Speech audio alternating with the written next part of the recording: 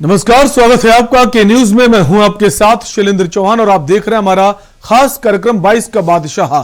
जैसे जैसे चुनाव नजदीक आ रहा है वैसे वैसे पाला बदलने का खेल तेज होता जा रहा है। तो साथ ही चुनावी मौसम में राजनीतिक दलों की बेचैनी बढ़ गई है। चुनाव आते ही अब दांव पेच भी शुरू हो गए हैं।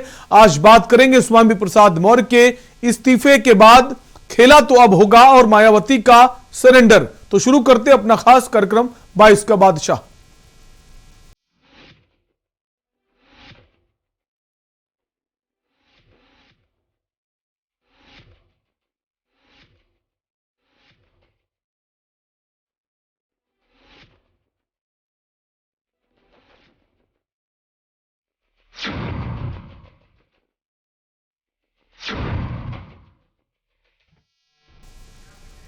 और सबसे पहले बात करेंगे माया का सरेंडर। यूपी की सियासत में इन दिनों भागम भाग मची है।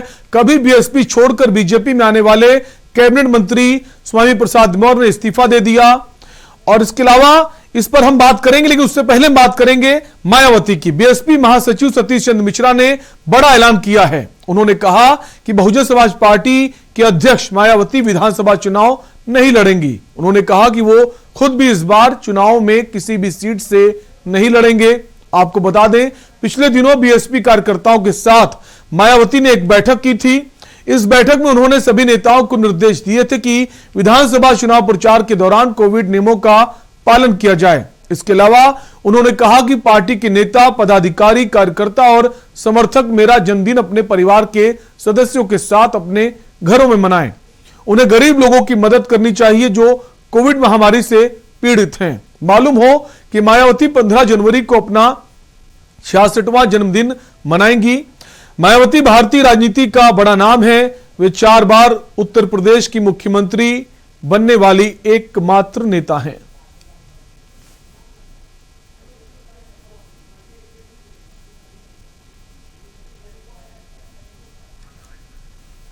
तो मायावती चुनाव नहीं लड़ेंगी। इसके साथ ही जो बसपा के राष्ट्रीय महासचिव हैं सतीश चंद्र मिश्रा, वे भी चुनाव नहीं लड़ेंगे। अगर मायावती के राजनीतिक इतिहास की बात करें, वो मुख्यमंत्री तो 4 बार बनी है, लेकिन वो चुनाव बहुत कम लड़ी हैं। चुनाव कम लड़ती हैं, लेकिन अपनी आक्रामक छवि के कारण और अब उनका जो एक वोट बैंक है, कोर वोट है, उसको अभी तक उन्होंने बना के रखा। हालांकि पिछले 2014 का लोकसभा चुनाव था और 2019 का वहां जो वोट बैंक है, कोर वोट, थोड़ा सा बीजेपी में शिफ्ट हुआ है। लेकिन फिलहाल मायावती चुनाव नहीं लड़ेंगी और बहुजन समाज पार्टी के राष्ट्रीय महासचिव सतीश चंद्र मिश्रा ने भी कहा है वे भी चुनाव नहीं लड़ेंगे।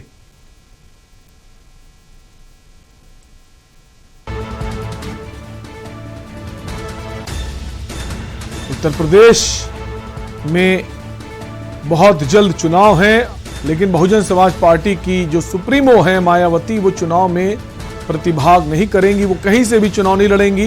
इसके अलावा जो बसपा के राष्ट्रीय महासचिव हैं सतीश चंद्र मिश्रा, उन्होंने भी ऐलान किया है। हालांकि लगातार जब चुनाव आयोग ने इसकी घोषणा नहीं की थी चुनावों की, उसके पहले जो रैलियां चल रही थी उसमें बाकायदा सतीश चंद्र मिश्रा उसकी अगुवाई कर रहे थे, लगातार दौरे कर रहे थे, एक सक्रिय भूमिका निभा रहे थे। इस वक्त बहुजन समाज पार्टी के दूसरे नंबर के नेताओं में शुमार हैं सतीश चंद्र मिश्रा। मायावती के बाद जो पार्टी को किस तरह डील करना है, कहां कौन सा सम्मेलन करना है, सबकी बागडोर सतीश चंद्र मिश्रा ने संभाली हुई थी और अभी भी बाकायदा वो काम कर रहे हैं, इस पर होमवर्क कर रहे हैं।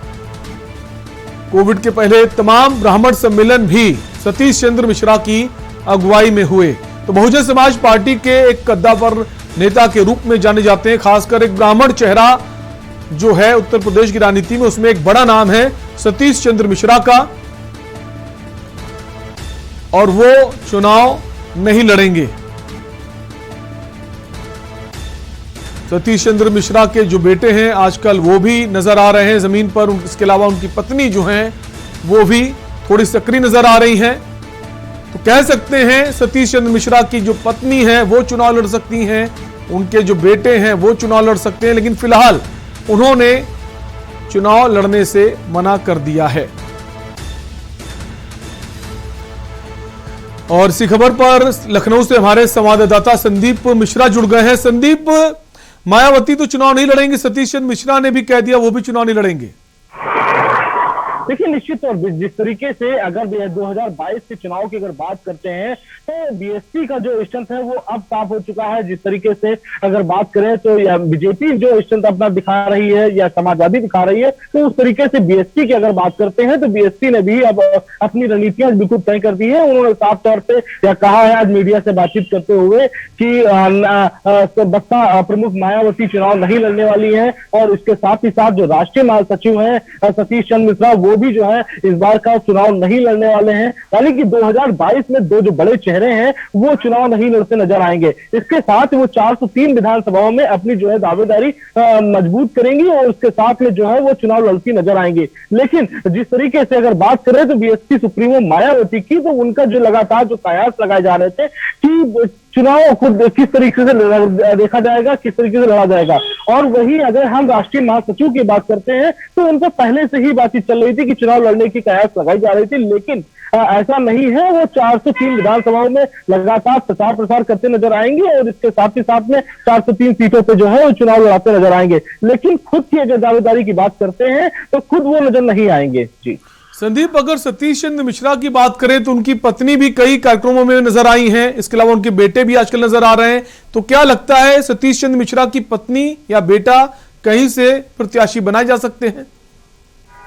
देखिए, निश्चित तौर पे जिस तरीके से उनके परिवार की अगर बात करते हैं तो उनके परिवार सतीश चंद्र मिश्रा की पत्नी हो कल्पना मिश्रा, वो लगातार जो है महिलाओं को साथ लेकर चल रही हैं और महिलाओं को लगातार प्रचार प्रसार कर रही। महिला लगातार जो है संगठन में भी वो सम्मिलित हो रही। वही अगर बात करते हैं उनके पुत्र कपिल मिश्रा की, तो वो भी लगातार जो है सजग है और निश्चित तौर पर वो जो है लगातार दावेदारी कर रहे हैं। युवाओं को खासकर अपने साथ लाना चाह रहे हैं। लेकिन अभी ये कह पाना जल्दबाजी होगी कि क्या सतीश चंद्र मिश्रा की पत्नी चुनाव लड़ेगी या सतीश चंद्र मिश्रा के बेटे जो है वो कपिल मिश्रा वो चुनाव लड़ते नजर आएंगे विधानसभा चुनाव में। लेकिन निश्चित तौर पर जिस तरीके से लगातार जो है प्रचार प्रसार कर रहे हैं तो इससे ये अंदाजा लगाया जा सकता है कि हो सकता है कि सतीश चंद्र मिश्रा की पत्नी जो है वो चुनाव में उतर सकती है। लेकिन अभी अगर युवा कपिल है वो लगातार जो है बात कर रहे हैं, युवाओं की बात कर रहे हैं और युवा सम्मेलन करते नजर आ रहे हैं, तो उन पे कयास लगाई कम जा रही है। लेकिन उनकी पत्नी की अगर बात करते हैं तो उन पे कयास सबसे अधिक लगाई जा रही है कि हो सकता है कि चुनावी मैदान में वो उतर सकती है। जी। और संदीप, अगर बात करें ब्राह्मण सम्मेलन की, तो लगातार सतीश चंद्र मिश्रा जो है ब्राह्मण सम्मेलन कर रहे हैं और खासी भीड़ भी वहां नजर आ रही। तो ये देखने वाली बात होगी अगर उनकी पत्नी चुनाव लड़ती हैं तो ऐसी सीट तलाशनी होगी जहां ब्राह्मण और जो दलित है एक गठजोड़ हो जिससे उसका फायदा मिले। जहां पे ब्राह्मण और दलित एक साथ आएंगे, वहीं पे अगर चुनाव मैदान पे उतारते हैं सतीश चंद्र मिश्रा अपनी पत्नी को, तो वही उसी सीट पे उतारते नजर आएंगे। लेकिन जिस तरीके से लगातार जो है सतीश चंद्र मिश्रा ब्राह्मण सम्मेलन करते नजर आए हैं, इसके बाद में लोगों से मिलते नजर आए हैं, तो इससे साफ लगता है कि आगामी विधानसभा चुनाव को जिस तरीके से बीएसपी ने पूरी जिम्मेदारी जो है सतीश चंद्र मिश्रा के कंधों पर दे दी थी, और जो भी उनकी सुरक्षित सीटें थी 83 सीटें थी, उन सीटों पर लगातार वो जा करके वहां पे प्रचार प्रसार करते भी नजर आए हैं, वहां बड़े सम्मेलन भी किए हैं। बिल्कुल एक अगुवाई कर रहे हैं मायावती के बाद दूसरे नंबर का नाम है सतीश चंद्र मिश्रा, तो उनकी जिम्मेदारी भी काफी हद तक बढ़ जाती है चुनावों में। बहुत बहुत शुक्रिया संदीप इस खबर पर हमारे साथ बने रहने के लिए। तो मायावती फिलहाल चुनाव नहीं लड़ेंगी और बसपा के राष्ट्रीय महासचिव सतीश चंद्र मिश्रा भी चुनाव नहीं लड़ेंगे।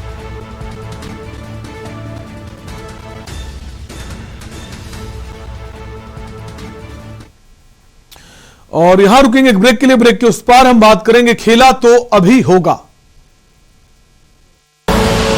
आप देख रहे हैं के न्यूज, खबरों का सारथी।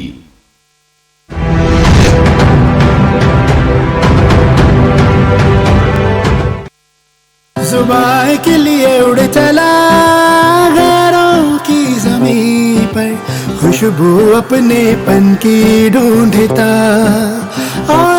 दूर कितना भी जाओ, इस जुबान से दूर ना जा पाओगे। जुमर बोलो जुबान केसरी। वर्तमान विधायक से क्या नाराजगी है? आज तक बनने के बाद हमारे यहाँ कुछ विकास ही नहीं किया। हम किसी को भी फिर वोट नहीं करेंगे ना। 80% लोग बीजेपी को ही पसंद करते हैं। 2022 में किसे चुनोगे? नहीं, चुनना तो बीजेपी को ही चाहते हैं, लेकिन विधायक को अपने मतलब कि ये चेंज करना चाहते हैं। महंगाई बढ़ती जा रही है। खुश हैं आप? खुश हैं। अखिलेश की इस सर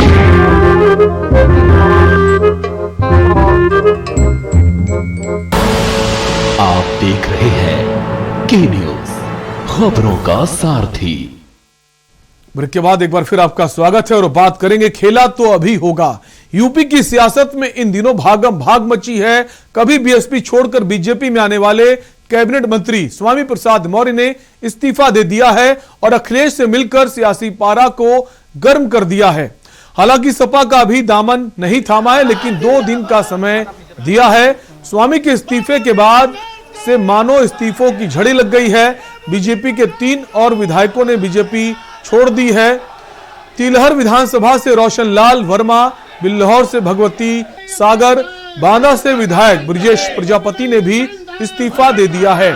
अब सवाल यही है, आखिर चुनाव मौसम में दल बदल से किसका खेल बनेगा और किसका बिगड़ेगा। अब सभी अनदेखी का आरोप लगा रहे हैं, तो दूसरी तरफ अंदर खाने से ये खबर आ रही है, नाराज विधायकों से बातचीत की जिम्मेदारी केशव प्रसाद मौर्य को दी गई है। बीजेपी विधायकों के इस्तीफे के बाद सपा में भी रार जो है वो शुरू हो गई है। मनोज पांडे, अभिषेक मिश्रा समेत कई नेता बीजेपी में शामिल हो सकते हैं, यानी यूपी में जारी है दल बदल पॉलिटिक्स।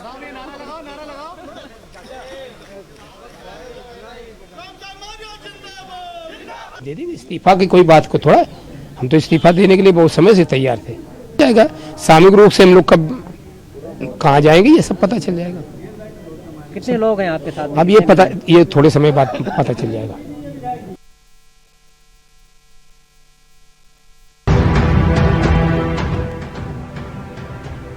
तो जिन्होंने इस्तीफा दिया है वो ये नाम है भगवती सागर, ब्रजेश प्रजापति,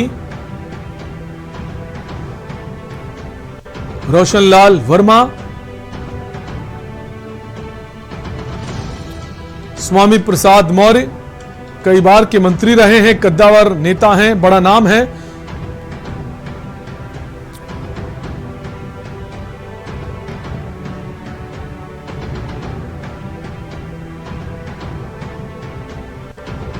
और ब्रजेश प्रजापति भी जो हैं उन्होंने भी इस्तीफा दे दिया। हमारे संवाददाता, प्रमुख संवाददाता जो हैं वो जुड़ गए हैं और आप शिव प्रताप जो हैं उन्होंने बातचीत की है, वो भी आपको सुना देते हैं। भाजपा वालों से झूठ कोई और अच्छा नहीं बोल सकता है। वो झूठ बोलने में माहिर हैं और उनकी सारी बातें झूठ है। उन्होंने तो बहुत कुछ भी कहा था, सबका साथ सबका विकास, ये नारा ही गलत है, ये संभव ही नहीं हो सकता है। सबका साथ सबका विकास में तो फिर चोर भी आ गया, डकैत भी आ गया, भ्रष्टाचारी भी आ गया, उसका भी विकास करना चाहते हैं क्या? ये नारा ही गलत है। ये टोपियां दिखाई दे रही हैं, लाल टोपी, तो क्या समझा जाए आप लोगों के इस्तीफे के बाद? देखिए, टोपी महात्मा गांधी जी भी पहनते थे, हमारे तमाम महापुरुष पहनते थे, और टोपी लोग शौकियन स्टाइल की वजह से भी पहनते हैं। तो टोपी से नाराजगी किस बात के लिए? टोपी है, स्वागत है। टोपी पे कई बड़े बयान आ चुके हैं, मूर्खतापूर्ण बयान है। टोपी पे क्या बयानबाजी, पहनने उड़ने पे क्या बयानबाजी, इस पे कोई बयान करना चाहिए? तो मतलब बहुत ज्यादा निचला स्तर हो जाता है गिर करके बात करने का। तो आप टोपी पे टिप्पणी कर रहे हैं, तो आप महात्मा गांधी जी पे भी टिप्पणी कर रहे हैं। आप बहुत सारे जो महापुरुष पहनते थे टोपियां, उनका भी अपमान कर रहे हैं। सुभाष चंद्र बोस जी का अपमान कर रहे हैं आप। तो ये टोपी पर टिप्पणी होनी ही नहीं चाहिए। एक चीज और जानना चाहेंगे प्रजापति जी की नाराजगी किन विशेष चीजों पे, क्योंकि स्वामी प्रसाद मौर्य खुद कैबिनेट मंत्री थे, सरकार में उनकी अच्छी पहुंच थी, सरकार में लोग उनको सुनते थे। आज भी उप मुख्यमंत्री केशव प्रसाद मौर्य का ट्वीट के माध्यम से ये आया कि बहुत जल्दबाजी ना करें, बैठकर बातचीत हो सकती है, संवाद किया जा सकता है, संवाद के माध्यम से बहुत से समाधान निकल सकते हैं। तो फिर ऐसी जल्दबाजी क्यों? देखिए, माननीय केशव जी तो बहुत बार बैठ करके बात किए हैं, अपने मुख्यमंत्री बनने के लिए प्रयास लगातार करते रहे हैं। वो खूब बैठ करके बातें किया है। 5 साल हो गए वो मुख्यमंत्री नहीं बन पाए, वो खुद वहां त्रस्त हैं। तो जो खुद वहां रह करके त्रस्त हैं, तो उनसे वार्ता क्या की जा सकती है। और उत्तर प्रदेश के नेता माननीय स्वामी प्रसाद मौर्य जी हैं। माननीय केशव जी उत्तर प्रदेश के नेता नहीं है। जब नेता कोई निर्णय लेता है तो उसके साथ परिवर्तन होता है। तो आज उत्तर प्रदेश में माननीय स्वामी प्रसाद मौर्य जी के निर्णय लेने के बाद में भारतीय जनता पार्टी का सफाया तय है। अब किसकी सरकार बनेगी, जहां पर माननीय स्वामी प्रसाद मौर्य जी जाएंगे उसी की सरकार बनेगी। भाजपा के बड़े नेताओं की तरफ से लगातार बयान आते हैं कि गरीबों, वंचितों, शोषितों और तमाम अलग अलग वर्गों के लिए वो काम कर रहे हैं। आप लोगों की तरफ से आरोप लगाया जा रहा है कि गरीबों, वंचितों, शोषितों और पिछड़ी जातियों पे कोई कार्य नहीं किया गया। देखिए, जो गरीबों को गरीबी दूर करने का जो भारतीय जनता पार्टी अभियान चलाती है कि तुम्हारे पास आवास नहीं है तो आवास ले जाओ, शौचालय नहीं है शौचालय ले जाओ, खाने के लिए राशन नहीं है तो राशन ले जाओ। मैं पूछना चाहता हूं भारतीय जनता पार्टी से कि जिस व्यक्ति का 20 साल पहले कोई पक्का आवास बन गया था, प्रधानमंत्री आवास या इंदिरा आवास कुछ मिल गया था उसको, तो क्या वो अमीर हो गया? क्योंकि देश की असली समस्या गरीबी नहीं है, देश की असली समस्या बेरोजगारी है। आप हर हाथ को काम दे दीजिए, गरीबी खुद ब खुद दूर हो जाएगी, लोग अपने आप सक्षम हो जाएंगे, अपना घर बना लेंगे, स्वाभिमान के साथ अपना जीवन यापन करेंगे। भारतीय जनता पार्टी ने लगातार रोजगार को खत्म करने का काम किया है। प्राइवेटाइजेशन कर दे रहे हैं, आरक्षण को वहां पूरी तरीके से खत्म कर दे, हर चीज बेचे जा रहे हैं। तो क्या रह गया है भारतीय जनता पार्टी की सरकार में? आज बेरोजगारी की मार है। हम तो मतलब अगर हम कह दें पत्रकार साथी भी तरसते। आज प्राइवेट चैनल पे काम कर रहे हैं, बेरोजगारी है तो कम पैसे में काम करना पड़ रहा है क्योंकि ऑप्शन उनके पास तैयार है। तो इसलिए हम लोग चाहते हैं कि उत्तर प्रदेश से बेरोजगारी हटे, देश से बेरोजगारी हटे और रोजगार क्रिएशन के काम हो। आने वाली सरकार में जहां पर भी माननीय स्वामी प्रसाद मौर्य जी होंगे तो रोजगार क्रिएट किए जाए, ऐसा काम हम लोग करने का प्रयास करेंगे। शुक्रिया। तो ये थे हमारे साथ प्रजापति जी, जो कि तिंदवारी से विधायक हैं, और इनका कहना है कि भारतीय जनता पार्टी ने गरीब, वंचितों, शोषितों के लिए दिखावा किया है, काम कुछ नहीं किया है। कैमरा पर्सन समीर के साथ शिव प्रताप सिंह, के न्यूज, लखनऊ। तो आज उत्तर प्रदेश की राजनीति में एक बड़ा घटनाक्रम हुआ। एक बड़े कद के नेता स्वामी प्रसाद मौर्य ने बीजेपी छोड़ दी है, अब सपा में शामिल होंगे, उसको लेकर अभी स्थिति स्पष्ट नहीं हुई। इसी खबर पर बने रहेंगे, हमारे साथ प्रमुख संवाददाता भी बने रहेंगे। उससे पहले रुकेंगे एक ब्रेक के लिए। आप देख रहे हैं के न्यूज, खबरों का सारथी।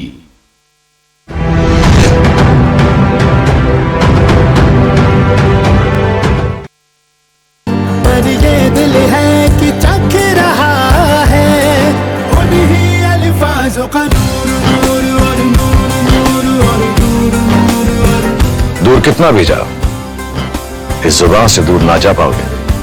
रुमर बोलो, जुबान केसरी। वर्तमान विधायक से क्या नाराजगी है? आज तक बनने के बाद हमारे यहाँ कुछ विकास ही नहीं किया। हम किसी को मिलते हैं फिर वोट नहीं करेंगे ना। 80% लोग बीजेपी को ही पसंद करते हैं। 2022 में किसे चुनोगे? नहीं, चुनना तो बीजेपी को ही चाहते हैं, लेकिन विधायक को अपने मतलब ये चेंज करना चाहते हैं। महंगाई बढ़ती जा रही है। खुश हैं? खुश हैं अखिलेश की इस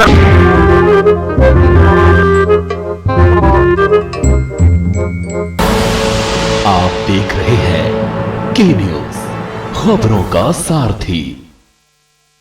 ब्रेक के बाद आपका स्वागत है और हम बात कर रहे हैं खेला तो अभी होगा। जी हां, आज उत्तर प्रदेश की राजनीति में एक बड़ा फेरबदल हुआ है। कैबिनेट मंत्री उत्तर प्रदेश में मौजूदा जो हैं स्वामी प्रसाद मौर्य, श्रम मंत्री हैं प्रदेश में, उन्होंने इस्तीफा दे दिया। उनके साथ कई और विधायक उसमें शामिल हैं। अगर बात करें रोशन लाल की, उन्होंने भी इस्तीफा दिया है। ब्रजेश प्रजापति, उन्होंने इस्तीफा दिया है। और खबर आ रही कई और भी नाम आने वाले दिनों में इसमें बढ़ सकते हैं। इसी पर हमारे साथ प्रमुख संवाददाता शिव प्रताप जुड़ गए। शिव प्रताप, नाराजगी पहले से चल रही थी, कयास पहले से भी लगाए जा रहे थे, स्वामी प्रसाद मौर्य कभी भी बीजेपी छोड़ सकते हैं, लेकिन आज वो स्थिति देखने को मिली। आज उन्होंने इस्तीफा दे दिया है। कारण क्या था? क्योंकि मंत्री पद आपके पास था, आपकी जो बेटी संघमित्रा मौर्य हैं फिरोजाबाद से, उनको सांसद का टिकट दिया गया, जीत कराई बीजेपी से। कौन से ऐसे कारण है? क्या वो जैसा पद चाह रहे थे वो पद उनको नहीं मिल रहा था?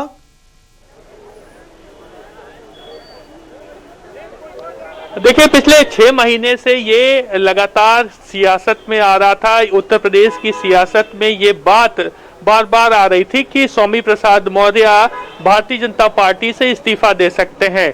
नाराजगी लगातार बनी रही। डैमेज कंट्रोल जो आज किया जा रहा है, अगर उस वक्त कवायद की गई होती तो हमें लगता है कि स्वामी प्रसाद मौर्य के साथ साथ जो अन्य विधायकों ने इस्तीफा दे दिया वो इस समय भारतीय जनता पार्टी में ही रहते हैं।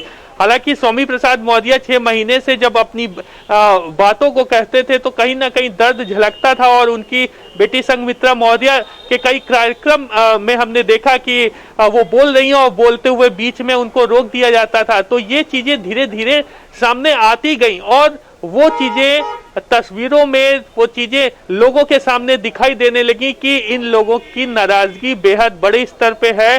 पार्टी भी कहीं ना कहीं पसंद नहीं कर रही है और बात नहीं बन रही है। हालांकि स्वामी प्रसाद मौर्य ने आज इस्तीफा दे दिया, जिसके बाद अब उप मुख्यमंत्री केशव प्रसाद मौर्य का जो ट्वीट आता है कि संवाद और बातचीत के जरिए तमाम समाधान और हल निकाले जा सकते हैं, तो ये कोशिशें अगर पहले की जाती तो स्थितियां ये ना होती।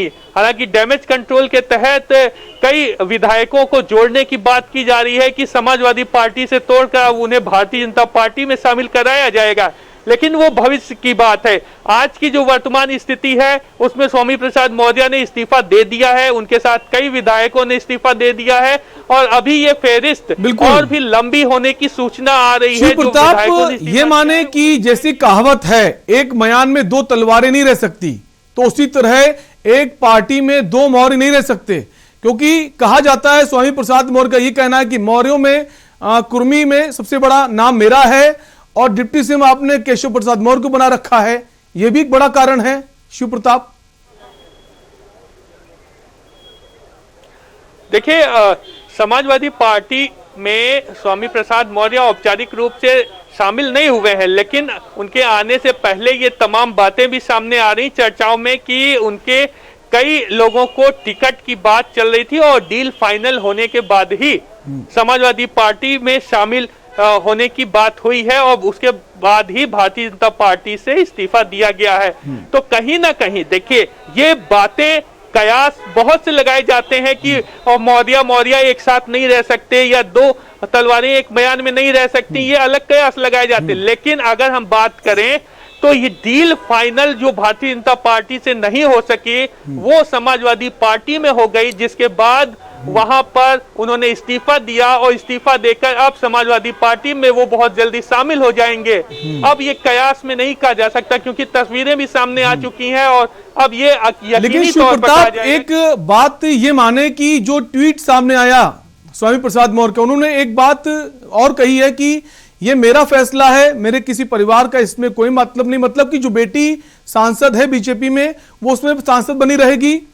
और एक बात और यहां जोड़ना चाहूंगा शिव प्रताप, इनके जो बेटे हैं उत्कर्ष मौर्य जो ऊंचाहार सीट से चुनाव लड़े थे 2017 में और वो चुनाव हार गए थे समाजवादी पार्टी के और कांग्रेस से संयुक्त प्रत्याशी से, वो हार और उनका राजनीतिक करियर जो है जो शुरुआत हो रही थी वो रुक गया और जहां से चुनाव हारे वहां पर यादव मुस्लिम एक गठजोड़ है। उनको लग रहा है कि बेटी का करियर तो बन चुका है, वो सांसद बन चुकी है, बेटे के करियर को आगे बढ़ाना है और वो समाजवादी पार्टी में शामिल होते हैं। बेटा अगर समाजवादी पार्टी की टिकट से लड़ता है तो चुनाव वो जीत जाएगा, क्योंकि बीजेपी से लड़ने पर अभी भी हार लग रही उनको कि हार जाएगा।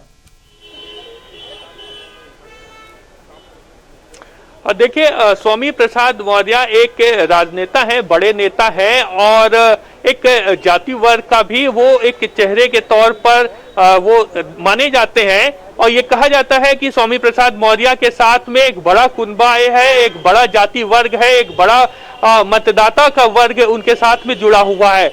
इसलिए अगर स्वामी प्रसाद मौर्य भारतीय जनता पार्टी से जाते हैं और जाते समय ये कहते हैं गरीबों, शोषितों, वंचितों, व्यापारी वर्ग, बिल्कुल एक कॉम्बिनेशन है, सिर्फ वो कुर्मी वोट के अलावा एक कुर्मी और दलित का कॉम्बिनेशन इनमें है। स्वामी प्रसाद मौर्य की अगर बात करें तो उसका फायदा भी तमाम पार्टियों को मिला है जिनमें वो रहे हैं और इसका फायदा बीजेपी को भी मिला है। अब किसको मिलेगा देखने वाली बात होगी। फिलहाल के लिए शिव प्रताप आपका बहुत बहुत शुक्रिया।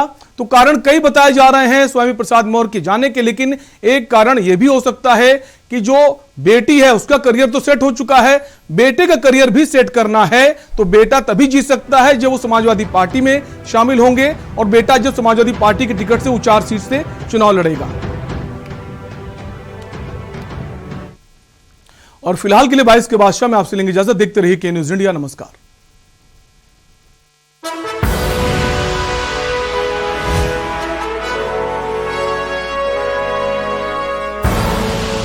आप देख रहे हैं के न्यूज, खबरों का सारथी। जुबान के लिए उड़ चला गैरों की जमीन पर, खुशबू अपने पन की ढूंढता। दूर कितना भी जाओ, इस जुबान से दूर ना जा पाओगे। रुमर, बोलो जुबान केसरी। वर्तमान विधायक से क्या नाराजगी है? आज तक बनने के बाद हमारे यहाँ कुछ विकास ही नहीं किया। हम किसी को फिर वोट नहीं करेंगे ना। 80% लोग बीजेपी को ही पसंद करते हैं। 2022 में किसे चुनोगे? नहीं, चुनना तो बीजेपी को ही चाहते हैं, लेकिन विधायक को अपने मतलब ये चेंज करना चाहते हैं। महंगाई बढ़ती जा रही है। खुश हैं? खुश हैं। अखिलेश की इस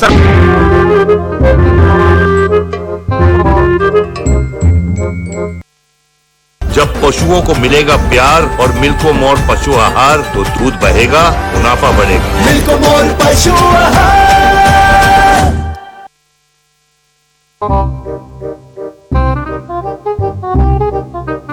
पैदल ही जाना पड़ता है यहाँ से, रोड खराब है यहाँ पे, वैसे भी कोई वाहन को अच्छे से चल नहीं पाता है। ये देखिए, ये बिटिया भी कहीं, बिटिया कोचिंग जा रही हो क्या? तो ऐसे रोज जाती हो?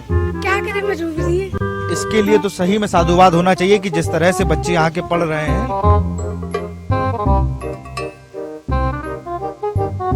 यहाँ पे मेयर, जहाँ पे मेयर आती सभासद के पास, सभासद जहाँ काम किया होगा वहीं लेके जाएगा ना। क्लियर है,